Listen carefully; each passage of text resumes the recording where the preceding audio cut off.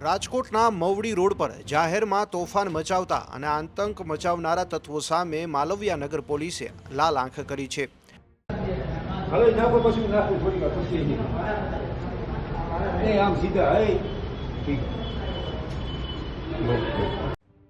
અસામાજિક તત્વોની શાન ઠેકાણે લાવવા માટે પોલીસે આરોપીઓની જાહેરમાં શિખામણ આપી કડક કાયદાકીય કાર્યવાહી હાથ ધરી છે।